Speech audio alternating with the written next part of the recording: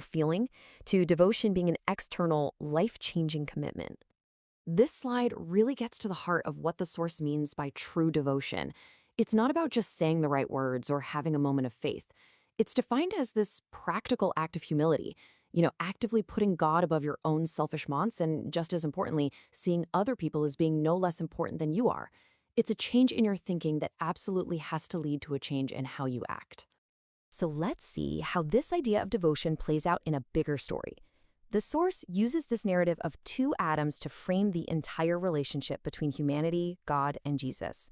And at its core, it's really a story about one thing: pride versus humility. And here's the contrast laid out plain and simple. The first Adam's fall isn't just seen as simple disobedience, it's an act of pride. He wanted to be equal to God. Now the last Adam, Jesus, is presented as the total opposite, a human who through his humble devotion became a servant of God. According to this view, this flips the whole story. It's not about God becoming a man, but about a man showing all of us the way back to God. And that idea brings us to what is, without a doubt, the most challenging part of this whole perspective. The source material takes a direct shot at some of the most deeply held Orthodox beliefs about who Jesus actually was. So, according to this author, the idea of God becoming a man, the incarnation, is a fundamental mistake. This view completely denies the incarnation and the virgin birth, even calling them later pagan corruptions of the original message.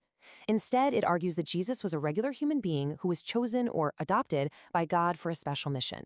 And the source points out that this isn't a new idea, citing early Christian groups like the Ebionites who apparently believed something very similar. Okay, I know what you're probably thinking. A natural question pops up right away. If Jesus was just a regular person, how could he possibly have been sinless?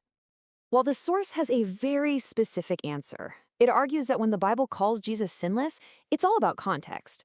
It's specifically talking about the bogus charges that got him crucified. In that sense, yes, he was blameless.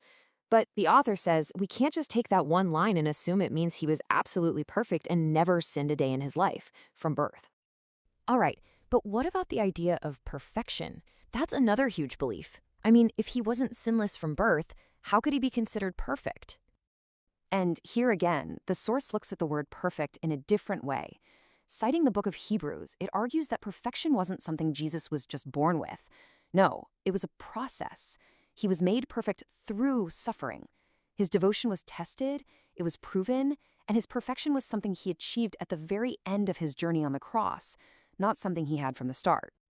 So, if you adopt this view of Jesus, it totally